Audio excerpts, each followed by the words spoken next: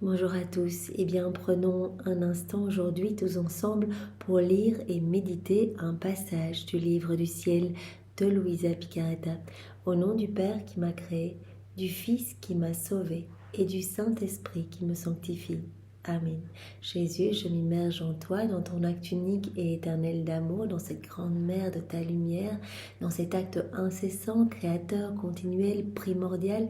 Je m'unis à toi, je m'identifie à toi, je me consume en toi, je fonds ma volonté dans la tienne, je la fusionne dans la tienne et Jésus, comme tous les jours, je t'invite dans ma vie, je t'invite dans mon cœur. Tu es mon invité d'honneur, viens tout faire en moi, Jésus. Sers-toi de mon humanité comme d'une extension de ta propre humanité, comme un débordement de toi-même, Seigneur.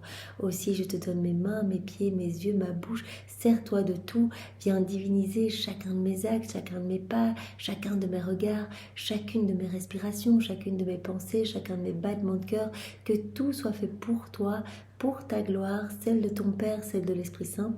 Que tout soit fait par toi, Jésus, et que tout soit fait dans ta divine volonté, immergée en toi. Que ma vie puisse être une offrande éternelle pour toi, Seigneur, que je puisse devenir comme une petite source de réjouissance pour toi, que ma vie soit un sacrifice continuel, que chacun de mes mouvements puisse être une offrande d'amour, Seigneur. Je voudrais à chaque battement de mon cœur, comme tous les jours je te fais cette prière, eh bien l'intention suffit et donc cela te fait immensément plaisir que chaque battement de mon cœur, Jésus, puisse être un milliard de je t'aime, je t'adore, je te loue, je te bénis, je te remercie, je te rends gloire avec ta volonté au nom de tous et que vienne s'établir ton royaume, que chaque battement de mon cœur eh bien, te recouvre de l'amour du Père, de l'amour de l'Esprit Saint, de l'amour adintra, l'amour trinitaire, de tous les actes d'amour, de tous les saints de tous les temps, refait dans ta divine volonté, de tous les actes d'amour de ta maman dans la divine volonté. Elle n'a fait que des actes en union avec toi, Jésus, que des actes faits dans ta divine volonté, comme autant de soleil, eh bien je les récapitule tous, je les fais miens, j'y ajoute mes je t'aime et je te les réoffre continuellement. Je reprends également tous les actes accomplis par ta divine volonté, tous les actes d'amour que tu as placés dans l'œuvre de la création, dans l'œuvre de la rédemption, dans l'œuvre de la sanctification. Je fais tout mien, j'ajoute mes baisers, j'ajoute mon amour pour toi et je te réoffre tout, et ce, à chaque battement de mon cœur, mais également à chaque battement de mes cils, à chacun de mes micro-mouvements, à chacun de mes pas, à chacune de mes respirations, à chaque instant, Seigneur.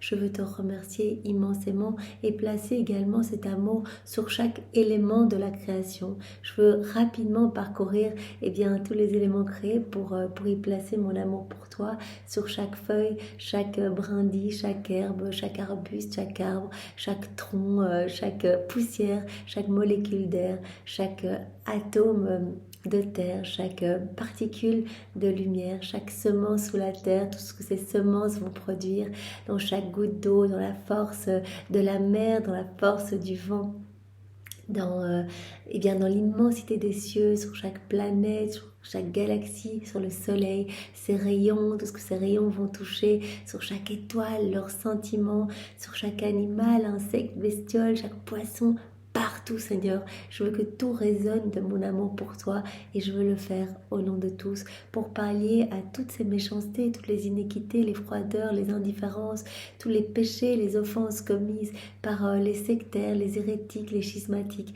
Voilà, je veux tout réparer, Seigneur, et ce, continuellement. Je veux pallier à ces manques de tendresse et je veux t'offrir un retour à ton amour. Je veux te dire que partout je vois ton amour et je veux y répondre au nom de tous. Je vais également parcourir toute l'œuvre de la rédemption depuis l'instant où ta maman a été élue pour la maternité divine jusqu'à son assomption, et ce, incluant toute ta vie, Seigneur, ta petite enfance et puis toute ta vie publique avec tes apôtres, les prêches, les guérisons, etc. jusqu'à ta mort, Seigneur, en croix. Je veux être partout. Et dans tout ce que toi et ta maman voyaient, sentaient, touchaient, respiraient, regardaient, mangeaient, piétinaient, buvaient, partout, je veux placer mon amour pour vous. Partout, partout, je veux vous recouvrir de votre amour respectif. Et je veux être partout près de vous. Je veux greffer mon cœur entre vos deux cœurs unis. Et je vais vous donner de l'amour continuellement. Votre amour, bien sûr, uni au mien. Pour que mon amour, noyé dans votre amour, puisse être divin. Je veux vous offrir à vous-même, en fait. Je veux offrir Dieu à Dieu. Jésus, je veux t'offrir tes louanges, tes bénédictions, tes réparations à toi, tes prières pour tout réparer. Je veux également parcourir tous les sacrements. Partout où ta divine volonté travaille, opère dans les sacrements, dans les 7 sacrements, partout où ton Esprit Saint est gémissant de solitude, je veux tenir compagnie à ta divine volonté et placer mon amour dans tous ces sacrements, et particulièrement dans le Saint-Sacrement. Je veux réparer pour toutes les communions sacrilèges, pour toutes les communions faites avec le cœur mal disposé, pour toutes les prières mal faites avant de te recevoir, après t'avoir reçu. Je veux réparer pour toutes les consécrations, peut-être des prêtres qui te consacrent sans avoir une véritable foi en toi, Seigneur, en ta présence eucharistique. Je veux tout réparer, je veux me trouver avec toi dans toutes les mains de tous les prêtres pour te recouvrir de ton amour, de ta pureté, de tes harmonies, de ta beauté, de ta bonté, Seigneur. Je veux refaire toutes les messes dans ta divine volonté, toutes les sorties de messe également des âmes qui t'ont reçu et qui retombent trop rapidement dans les choses du monde et qui, parce qu'elles ne restent pas en union avec toi, perdent quelque part tous ces cadeaux que tu veux donner à chacun. Seigneur, je veux tout refaire dans ta divine volonté. Je veux également refaire toutes les adorations dans ta divine volonté et je veux le faire au nom de tous. Je te demande maintenant, Seigneur, de travailler nos cœurs, nos intelligences pour que nous puissions accueillir cette nouvelle vérité que tu vas nous donner. À chaque fois, c'est une vie divine que tu sors de toi. Tu l'as dit, chaque vérité que je vous donne est comme une nouvelle voie, un nouveau chemin, un nouvel accès, une nouvelle porte, une nouvelle clé vous permettant d'accéder plus facilement au royaume de ma divine volonté. À chaque fois, c'est comme une nouvelle naissance que je vais sortir de mon sein divin.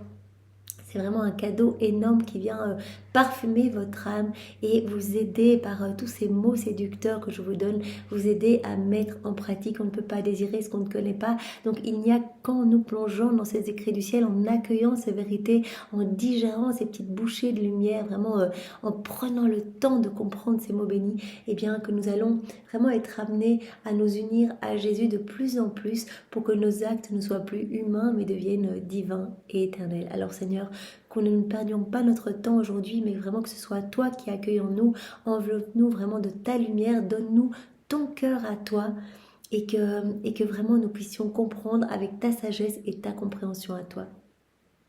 Envoie sur chacun de nous, Seigneur, ton Esprit Saint et garde-moi toujours uni à toi, que je ne dévie pas de ce que tu veux nous donner. Viens, Esprit Saint, viens, par la puissante intercession du cœur immaculé de Marie, ton épouse bien-aimée. Viens, Esprit Saint, viens, par la puissante intercession du cœur immaculé de Marie, ton épouse bien-aimée.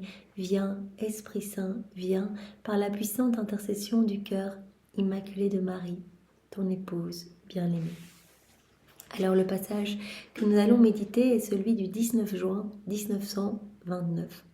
Nous sommes dans le volume 26 et c'est notre sœur Louisa qui parle. Mon pauvre esprit errait dans le divin fiat. Je ressentais le doux enchantement de sa ravissante lumière et je me disais, mais qu'est-ce que cette divine volonté dans ma pauvre âme ? Donc elle nage dans cette mer de lumière.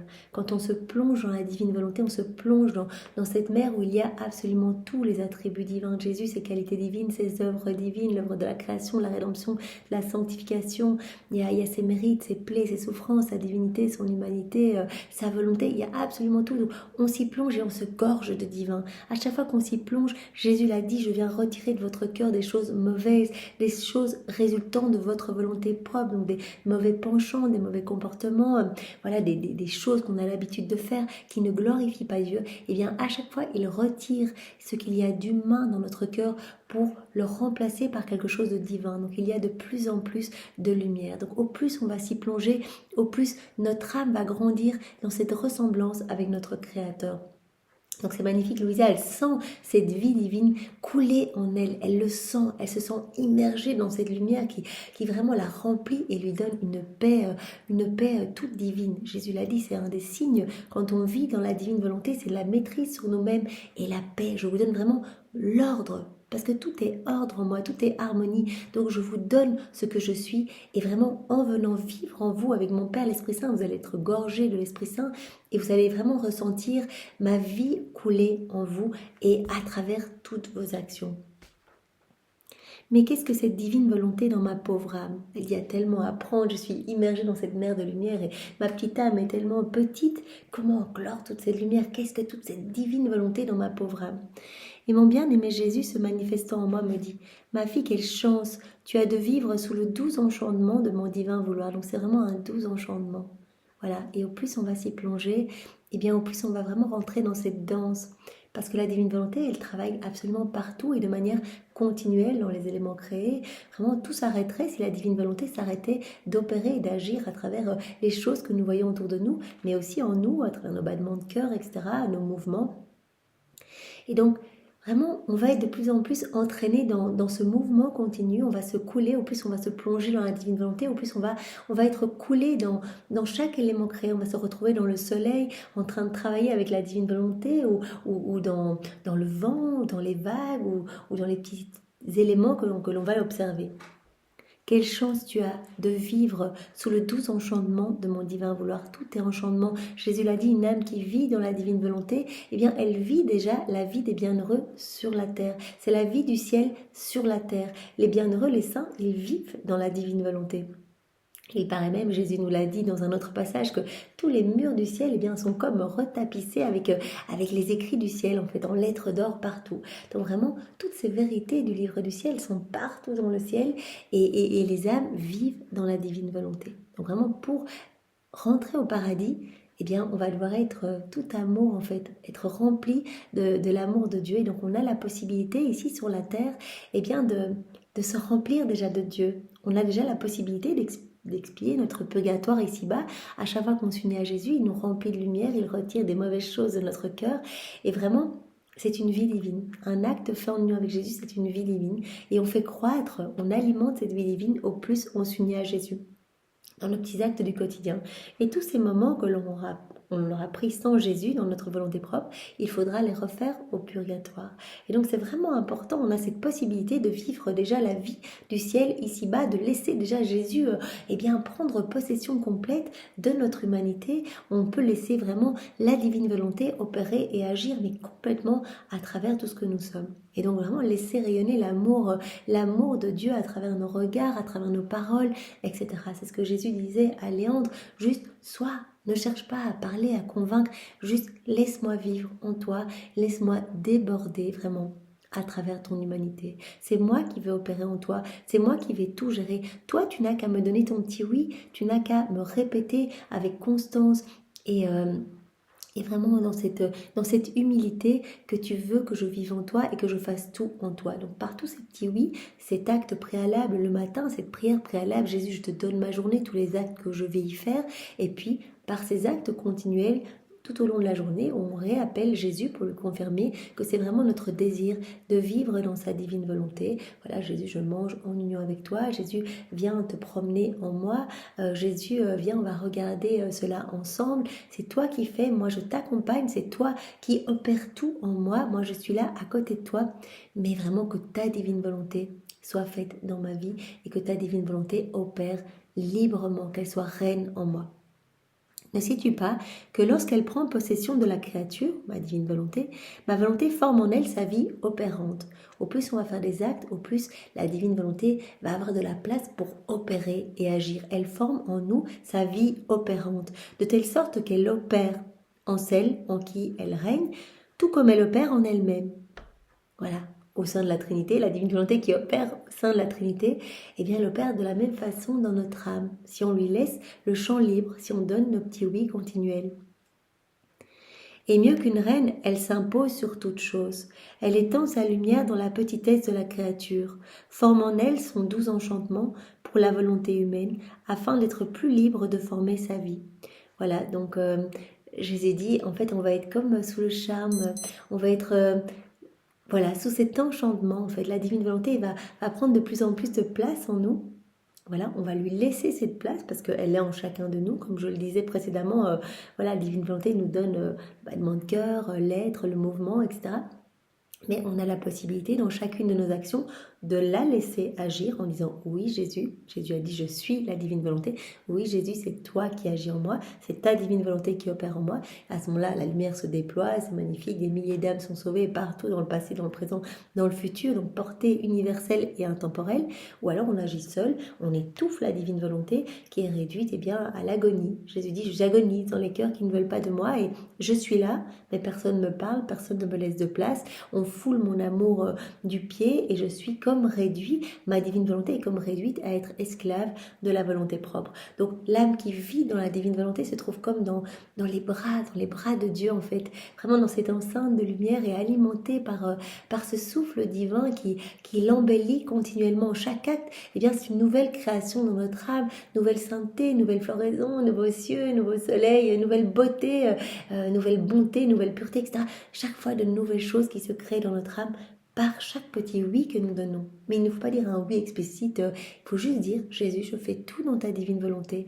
Viens, divine volonté, regarder à travers mes yeux, écouter à travers mes oreilles, faire circuler mon sang dans chacun de mes mouvements. Viens, divine volonté, tout faire en moi comme en Jésus dans sa divine humanité. » Et le tour est joué, il y a des choses incroyables qui se passent en nous, au point tel que Jésus a dit à Louisa, eh bien, si tu voyais ce qui se passe au niveau spirituel, au niveau dans l'ordre spirituel, si tu voyais tout ce qui se passe quand tu t'unis à moi, tu ne voudrais plus jamais faire un acte dans ta volonté propre. Tu aurais peur de faire un acte dans ta volonté humaine. Donc il y a vraiment ce doux enchantement. La divine volonté s'impose sur toute chose. Elle étend sa lumière, dans la petitesse de la créature. Elle forme en elle son doux enchantement pour la volonté humaine afin d'être plus libre de former sa vie. C'est comme si elle venait charmer, enchanter la volonté humaine qui est comme réduite à être le marchepied de la divine volonté en fait. Et comme la vie divine de mon fiat est composée d'actes répétés, jamais interrompus, ce que l'on disait précédemment, elle n'est pas sujette à l'interruption. Donc carrément, c'est cette vie continuelle de la divine volonté. Et c'est pourquoi tu ressens en toi un acte qui ne finit jamais. Une lumière jamais éteinte, un amour qui brûle toujours. Louisa, elle sent cette vie qui est toujours en mouvement en elle. Et elle est amenée à rentrer dans cette danse parce qu'elle dit à Jésus, mais comment se fait-il que du matin au soir, je sois poussée à placer mon amour partout dans la création, à te suivre. Voilà, quand elle lisait la Bible, elle faisait ses rondes dans l'œuvre de la rédemption, elle plaçait son amour partout autour de Jésus, autour de la Vierge Marie, partout sur les éléments créés, etc. Elle dit, comment se fait-il que je fasse continuellement ces rondes? Et Jésus a dit, ce n'est pas toi. C'est ma divine volonté toujours en mouvement en toi. C'est ma divine volonté qui travaille en toi. Et tu es prise dans ce mouvement continuel. Ce n'est pas le cas de celles qui ne vivent pas dans mon vouloir. Elles sentent la vie divine s'interrompre intérieurement. Donc quand on vit dans la divine volonté, on fait croître cette vie divine en nous, on se sent dans ce mouvement continuel. Quand on ne vit pas dans la divine volonté, on fait par exemple un acte en union avec Jésus et puis pendant une semaine on oublie, on ne fait plus d'actes dans la divine volonté, et bien tout ça interrompt. Et on va sentir vraiment notre personnalité, tantôt agir d'une façon, tantôt d'une autre. Il n'y a pas cette constance qui est manifeste chez les âmes vivant dans la divine volonté. Vraiment cette constance, cette paix, cette joie intérieure et vraiment cet amour de plus en plus grand pour Jésus. L'âme qui ne vit pas dans la divine volonté sent la vie divine s'interrompre intérieurement. Elle sent ses actes brisés. Elles se sentent tantôt ainsi, tantôt autrement. Leur volonté n'est pas investie d'une lumière continuelle qui les nourrit doucement et les enchante. Il n'y a pas cet enchantement. De telle sorte qu'en ressentant la douceur de mon vouloir, elles ne penseraient même pas entrer dans le champ de la volonté humaine pour y agir. Il n'y a pas ce doux enchantement qui les tiendrait toujours les yeux fixés sur Jésus. Et si elles ressentent la lumière, ce n'est que par intervalle, par petite grâce reçue. Mais il n'y a pas cette lumière continuelle, les enveloppant, les nourrissant, comme ce souffle divin qui les allait montrer continuellement. Un symbole de la créature qui vit dans ma divine volonté, c'est celle qui a pu toujours rester sous le soleil. Jésus prend une comparaison. L'âme vivante dans la divine volonté, c'est comme celle qui resterait toujours exposée aux rayons du soleil, sous le soleil, alimentée, remplie de cette lumière, embellie, purifiée, etc. Sa lumière ne s'arrête jamais. Et elle n'a pas non plus besoin d'être nourrie pour ne pas s'épuiser. Celle qui a pu vivre sous le soleil sentait ainsi la lumière briller continuellement sur elle. Et comme cette lumière contient d'admirables effets, elle se nourrissait de sa douceur, de ses parfums, d'une variété de couleurs, de lumières, de façon à ressentir la vie même du soleil qui se formait en elle. Restant sous la lumière du soleil, elle n'a pas à se fatiguer, à chercher, à s'alimenter, à essayer de chercher des petits coins où être bien. Elle est toujours bien, elle se trouve vraiment alimentée continuellement et remplie continuellement de cet amour, de cette splendeur, de cette paix. Et elle sent en elle se former la vie même du soleil. Par contre, celle qui ne vit pas dans ma volonté, même si elle n'est pas mauvaise, est symbolisée par la créature qui vit sous la lumière du monde d'en bas. Voilà, la créature vivante dans la divine volonté, exposée au soleil, continuellement alimentée par le soleil, bien dans cette paix, dans cette chaleur, sous cette lumière. Celle ne vivant pas dans la divine volonté, même si c'est une personne, comme Jésus dit, pas mauvaise en soi, eh bien c'est comme si elle s'exposait à la lumière du monde. Pas la lumière du soleil qui est intarissable, mais la lumière du monde. La lumière du monde d'en bas, qui n'a ni la vertu, ni la puissance de former un doux enchantement de lumière. Elle ne ressent pas cet enchantement, c'est comme si c'était des petites lumières artificielles. N'a pas la puissance de former un doux enchantement de lumière et de l'éclipser au point de ne pouvoir rien regarder d'autre que la lumière. Donc, ce qui veut donc dire que quand on vit dans la divine volonté, eh bien cette lumière qui vient irradier notre âme éclipse tout le reste en fait. C'est pour cela que au plus on va avancer dans la divine volonté, au plus le Seigneur va vraiment nous donner ce saint détachement pour les choses du monde. Cette lumière vient tellement nous remplir qu'on n'a plus envie de se replonger dans les choses d'ici-bas, les choses humaines.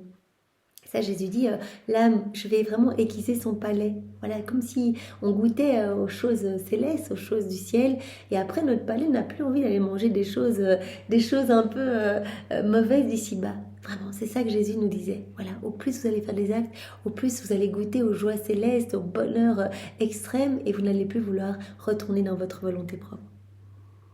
Et elle est sujette à s'éteindre très souvent, cette lumière. Donc l'âme qui vit dans sa volonté propre est vraiment exposée comme à une lumière du monde qui ne produit aucun enchantement dans son âme, et sujette à s'éteindre très souvent parce qu'elle ne possède pas par nature la vertu nourrissante continuelle. Et si elle n'est pas nourrie, sa lumière s'arrête. L'âme qui vit dans la divine volonté vit continuellement dans cette lumière, cela ne s'arrête jamais. Celle qui vit dans sa volonté propre, eh bien, va peut-être essayer par l'exercice de vertu, par sa volonté humaine de devenir une bonne personne. Elle va pouvoir acquérir une sainteté humaine. Mais Jésus dit, il y a vraiment une grande différence entre faire la volonté de Dieu et vivre dans la divine volonté où vous me laissez agir en vous et vous devenez des soleils. Chacun de vos actes devient comme un soleil éblouissant, sauvant des âmes, etc. Vous devenez comme un autre moi sur la terre et je vous donne ma sainteté. Tandis que l'âme qui fait tout dans sa volonté propre n'est pas nourrie, sa lumière s'arrête et comme la lumière formée par la créature ne possède ni douceur, ni couleur, ni parfum, la créature ne peut sentir la vie de cette lumière se former en elle. Donc elle ne sent pas cette vie divine croître en elle. Elle peut recevoir des grâces, elle peut former comme des petites lumières, mais voilà, cela ne sera pas comme l'âme qui vit complètement dans la divine volonté. Jésus nous en parlait, il y a quelques mois déjà de cela. L'âme qui fait la volonté de Dieu, par exemple, même tous les saints, jusqu'à Louisa, les magnifiques saints, etc., forment vraiment des belles étoiles, en fait. C'est comme des petites étoiles magnifiques. Elles ont réussi, par l'exercice de vertu, etc., à former une petite lumière. Mais rien en comparaison d'une âme vivant dans la divine volonté qui laisse Jésus faire en elle. Donc, ces actes ne sont pas des actes humains, mais un seul acte fait dans la divine volonté par Jésus lui-même vaut plus que tous les actes réunis de tous les saints de tous les temps ensemble. Un acte fait par Jésus en nous, c'est la même chose qu'un acte fait par Jésus dans le ciel lorsqu'il décide du sort de telle ou telle âme, d'exercer sa justice ou non, etc. Donc ça a un poids énorme et c'est un acte qui est infini et éternel, qui ne s'arrêtera jamais, qui produira toujours de la lumière. Les actes d'Adam continuent toujours à donner des grâces, etc. Ils sont toujours en dépôt dans la divine volonté et sont vraiment source de cadeaux pour l'humanité entière, de lumière pour l'humanité entière. Donc au plus il va y avoir d'âmes faisant des actes dans la divine volonté, au plus nous allons travailler à faire descendre plus rapidement le royaume, puisqu'il y aura de plus en plus de grâces déversées, d'âmes touchées, sanctifiées, converties, qui vont se repentir, qui vont découvrir les écrits du ciel, etc. Donc l'âme qui ne vit pas dans la divine volonté ne pourra pas ressentir cette vie divine croître en elle. Quelle différence entre celle qui vit dans ma divine volonté et celle qui vit en dehors de ma divine volonté. Même si elle fait des actes très bien, très saints, très pieux, il y a une énorme différence. Que tout soit pour la gloire de Dieu et pour le bien de ma pauvre âme. Bien, je vous propose de continuer, puisque ce passage était très court, avec le passage suivant. Toujours dans ta divine volonté, Seigneur, c'est toujours toi qui médites en nous et vraiment qui nous recouvre, qui nous donne ta sagesse et ta compréhension pour que vraiment, voilà, chacun de ces mots puisse produire du fruit dans notre cœur et que nos vies puissent se transformer pour ta gloire. Donc le passage du 27 juin 1929, donc toujours dans le volume 26, et notre sœur Louisa qui parle. Ayant reçu la Sainte Communion, je l'offrais pour la gloire de Saint Aloysius, et je lui offrais en présent tout ce que notre Seigneur avait fait dans sa divine volonté, avec son esprit, ses paroles, ses travaux et ses pas, pour la gloire accidentelle de Saint Aloysius, le jour de sa fête. Donc elle est à la messe, elle va communier, elle offre sa communion pour le saint du jour, Saint Aloysius, et elle se dit, je vais offrir tous les actes que Jésus a fait, ses pensées, ses paroles, tout ce qu'il a fait dans la divine volonté lors de son passage sur la terre. On sait que chaque acte fait soleil irradiant. On peut bien sûr ajouter tous les actes accomplis par Maman Marie dans la divine volonté depuis la seconde 1 de sa conception dans le sein de Sainte Anne jusqu'à son Assomption. On peut les rajouter pour donner une gloire accidentelle au saint que nous aimons. C'est magnifique, c'est incroyable. Donc voilà, j'offrais tout cela pour la gloire accidentelle de Saint Aloysius le jour de sa fête. Je faisais cela lorsque mon doux Jésus, se manifestant en moi, me dit « Ma fille, tu ne pouvais pas faire un plus beau présent à Saint Aloysius le jour de sa fête. » Donc ça leur fait immensément plaisir. Donc on peut dire, voilà, j'offre ma communion pour le saint du jour ou pour mon saint patron et j'offre tous les actes accomplis par Jésus et Marie dans la divine volonté. Jésus est la divine volonté et Marie a tout accompli dans la divine volonté. J'offre tous ces actes accomplis à ce saint du jour. Je peux également offrir toutes les messes, depuis la première messe jusqu'à la dernière qui sera, et je peux également offrir au saint du jour les fruits des souffrances de Jésus et de Marie, tout ce qu'ils ont vécu, toutes ces souffrances vécues dans la divine volonté. Tu ne pouvais pas faire un plus beau cadeau à Saint Aloysius le jour de sa fête. En offrant ta communion et tous mes actes faits dans ma divine volonté, autant de soleils ont été formés que d'actes que j'ai accomplis lorsque j'étais sur terre. Incroyable, donc. Chaque acte accompli par Jésus, par Marie, formait un soleil sur la terre et on réoffre en fait tous ces soleils au saint, ici en l'occurrence Saint Aloysius. Et donc il dit, mais tu ne pouvais pas faire un plus beau cadeau, il a reçu une gloire énorme, en fait tous ces soleils l'ont recouvert de partout, il était rempli de lumière magnifique. Donc c'est vraiment magnifique, plutôt que leur demander des grâces aux saints que nous aimons.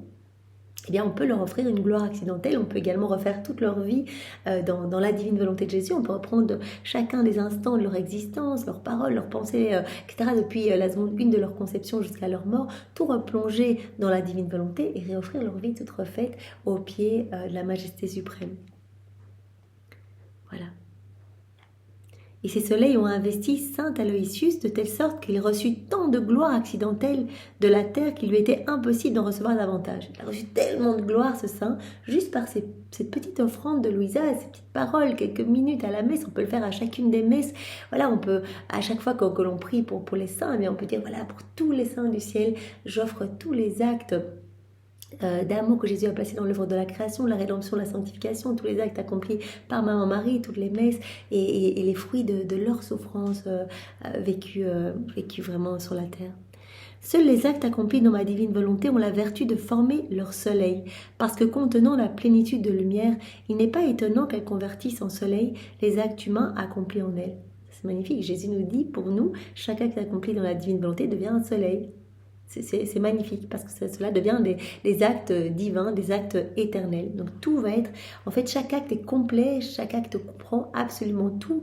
Il y a tous les saints qui viennent se déposer dans cet acte, toute la création, il y a absolument tout.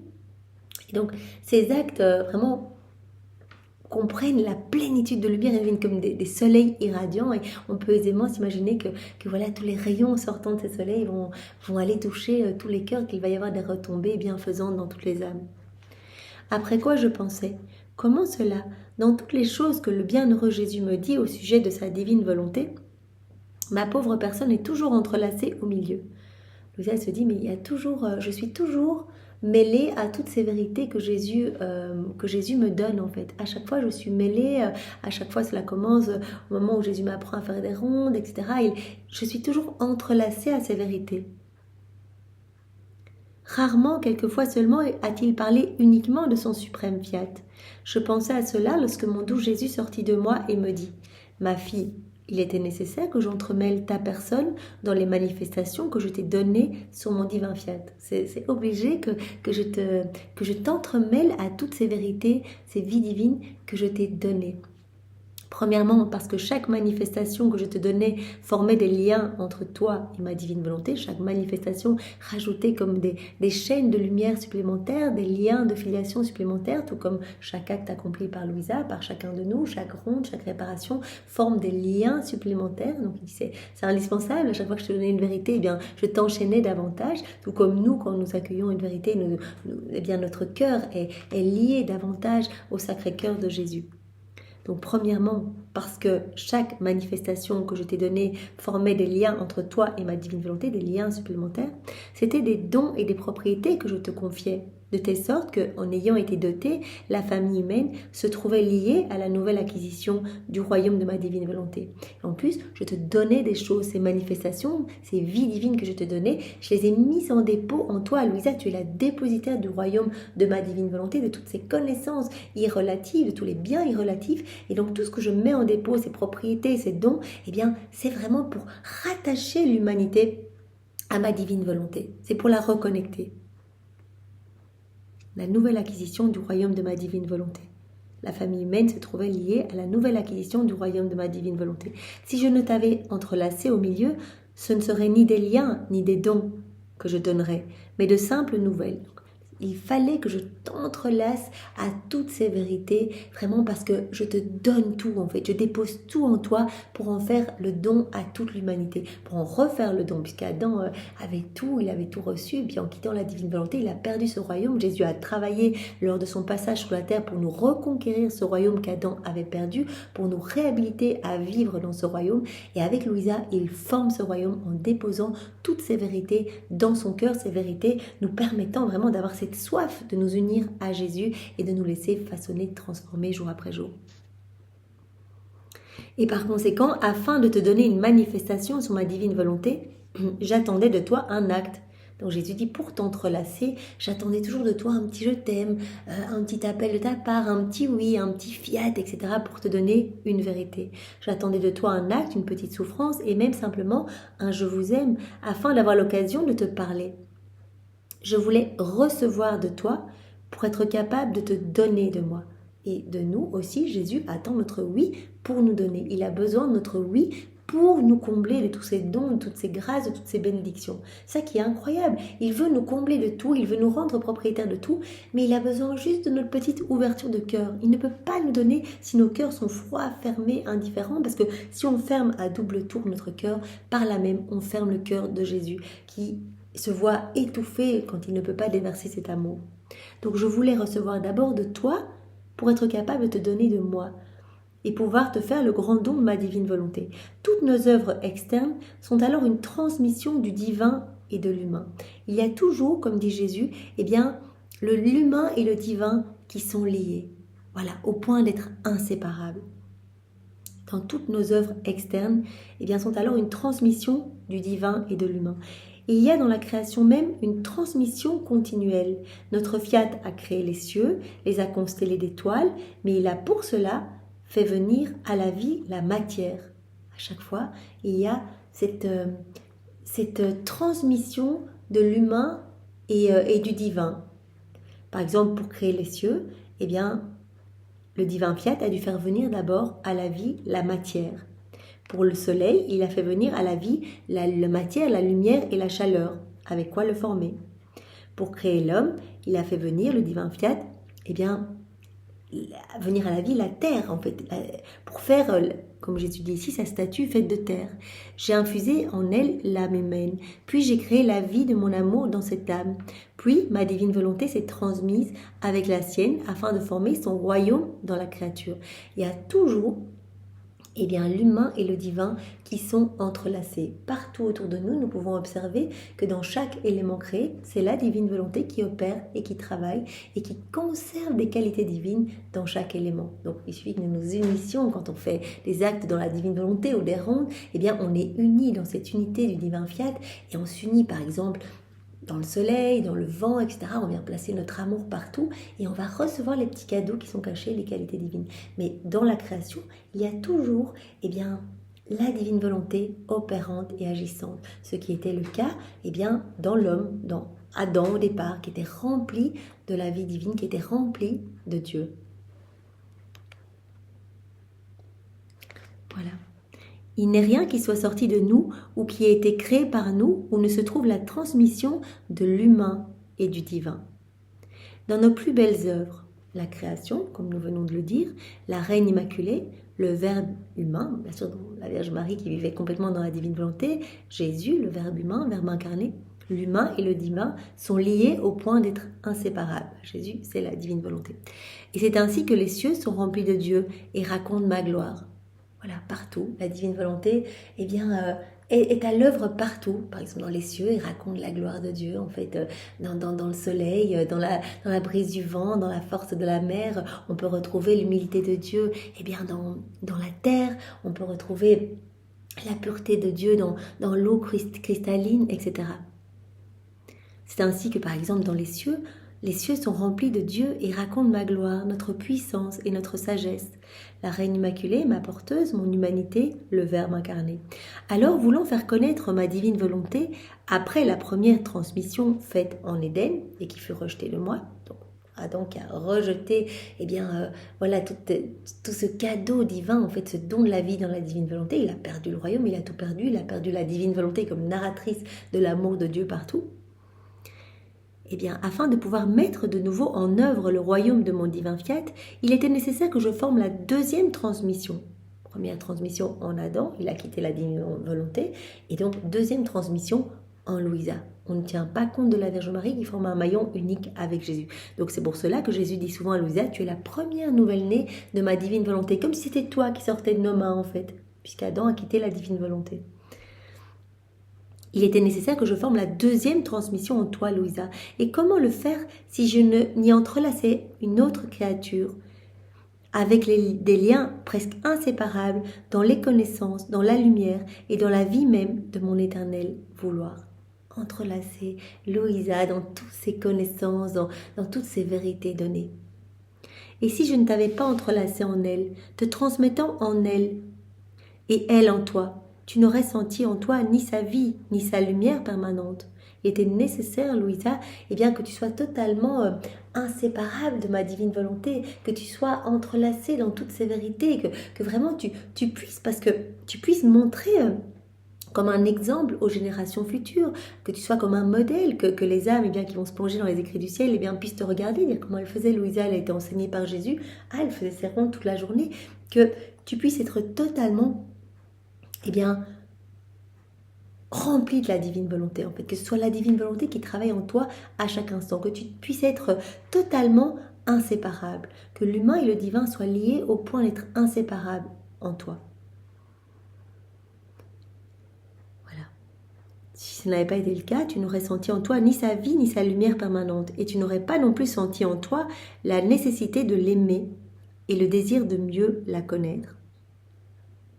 Et c'est pourquoi je nous ai mis dans cette condition, toi de me donner et moi de te donner. Donc Louisa, voilà, elle donne son petit oui tous les jours, son petit fiat, que ta volonté soit faite Seigneur. Elle accueille en fait un petit je t'aime, ses rondes toute la journée, placer son amour partout, réparer, louer, bénir au nom de tous.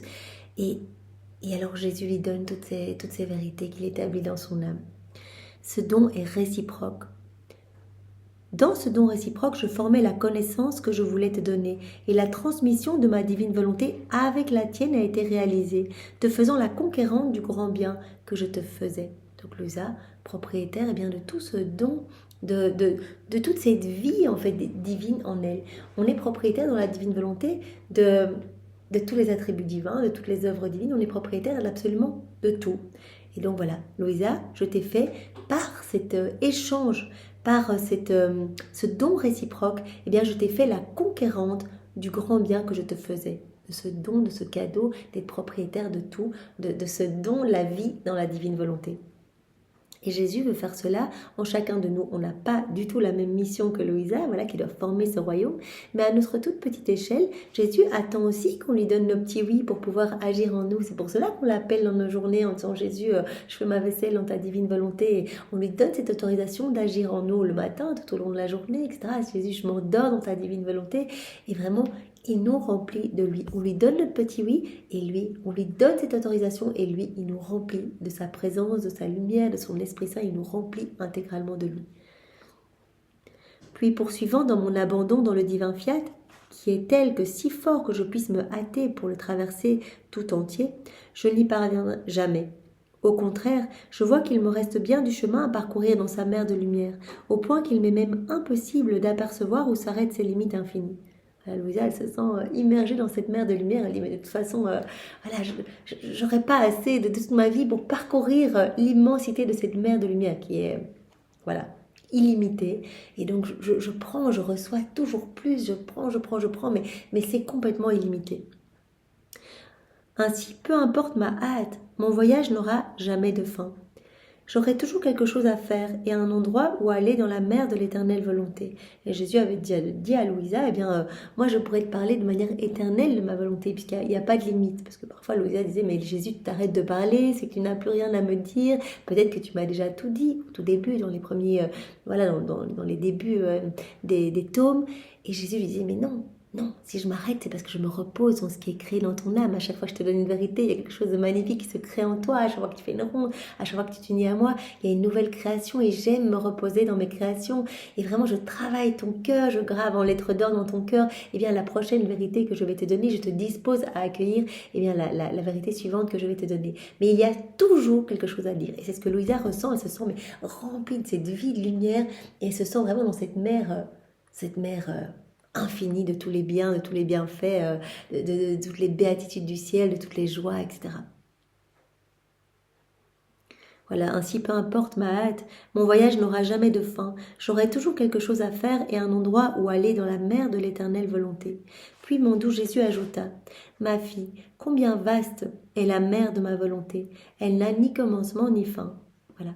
Et la petitesse de la créature ne pourra donc jamais ni la traverser ni l'embrasser.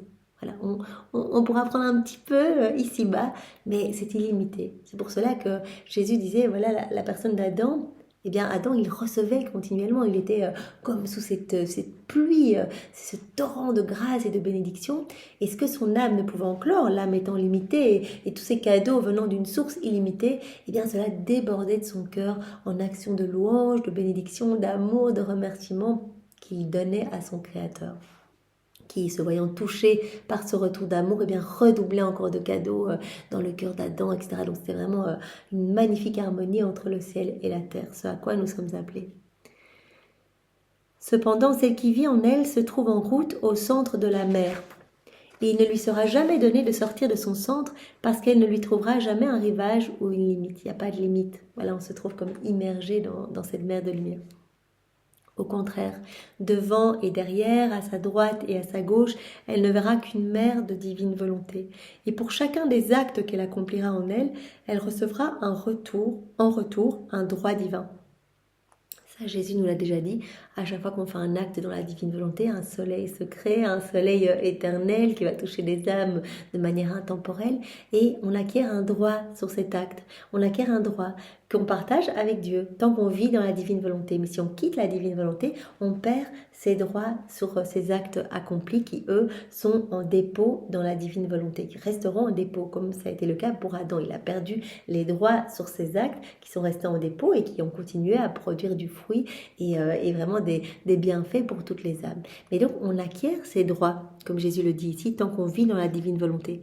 Elle ne verra qu'une mer de divine volonté à sa droite, à sa gauche, partout. Elle est ensevelie dans cette mer de lumière.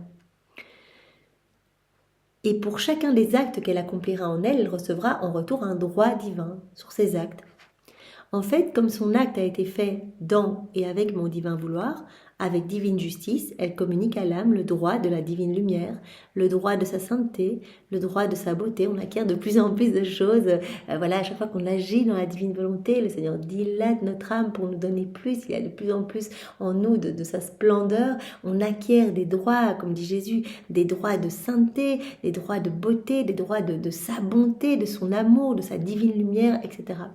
La créature vit de droit dans la mer de ma divine volonté, non comme une étrangère, mais en propriétaire. On devient propriétaire de tout quand on se plonge dans la divine volonté, qu'on vit dans la divine volonté. Tout nous appartient, tout est à nous. On peut se servir pour les larmes de Jésus, les larmes de Marie, pour aller nettoyer tous les cœurs.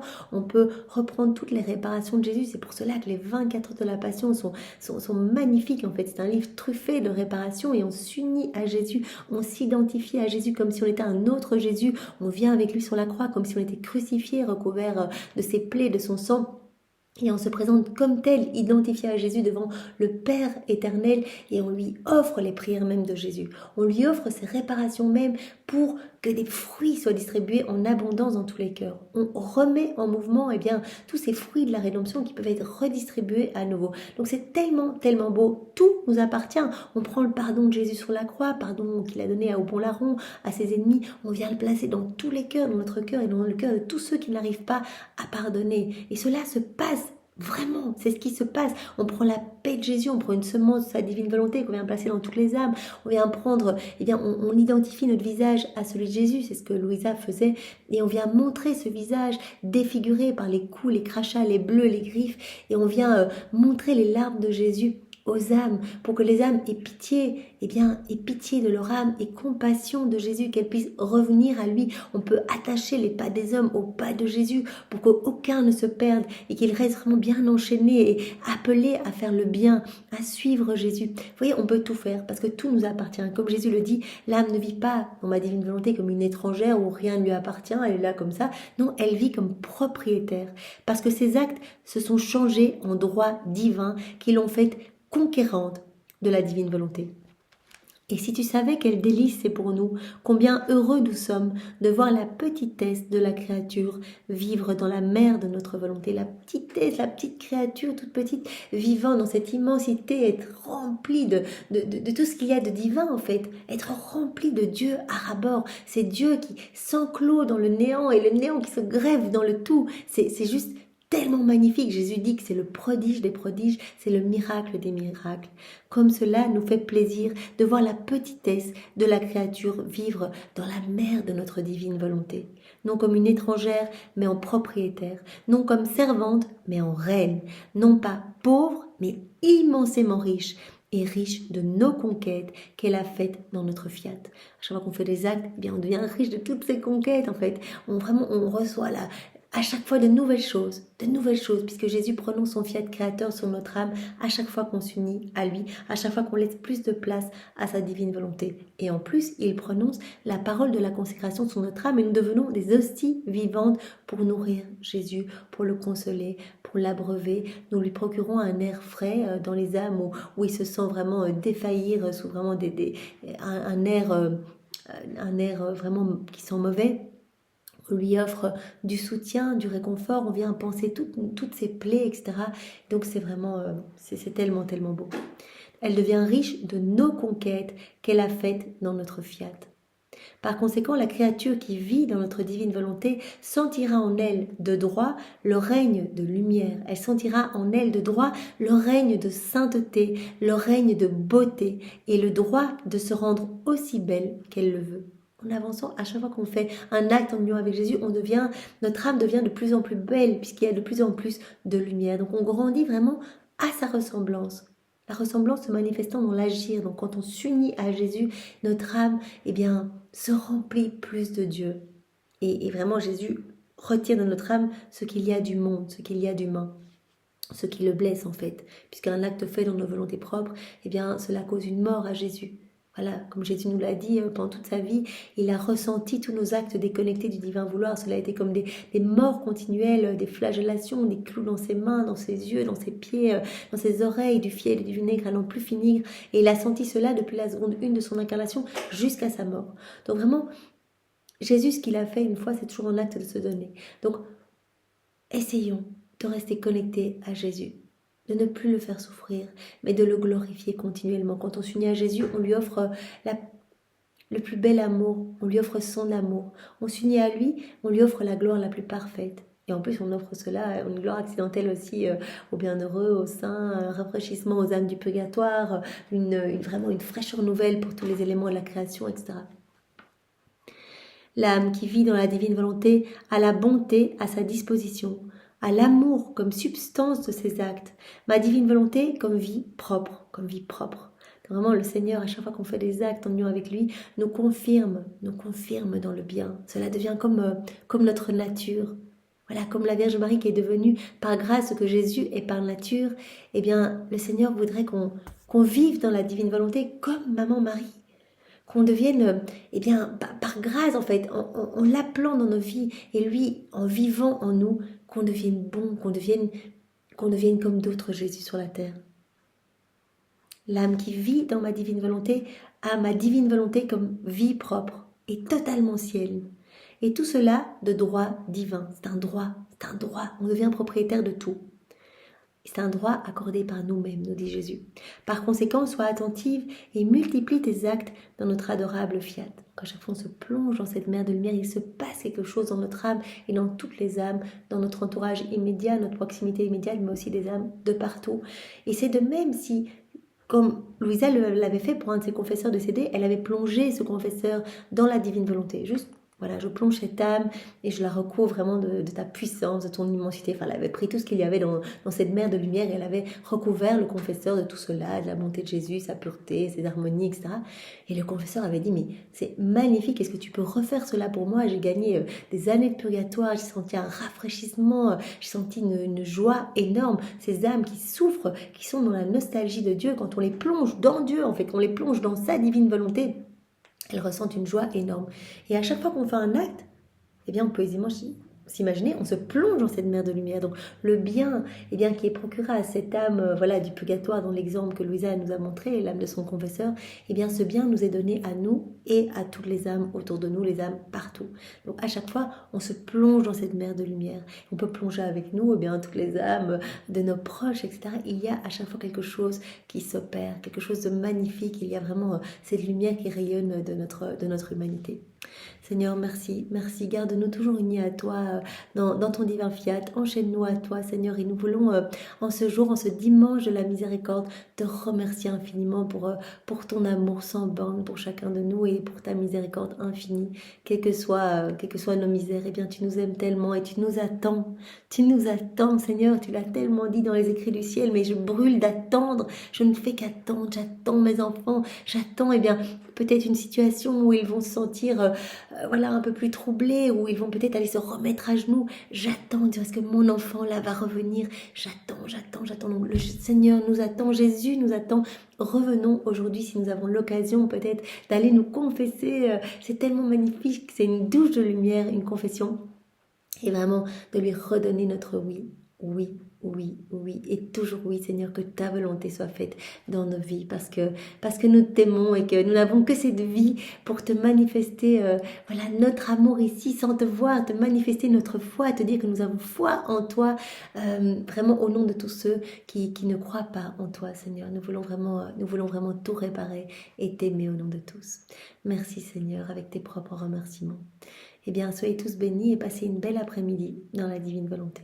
Au nom du Père et du Fils et du Saint-Esprit. Amen. Soyez tous bénis. Au revoir.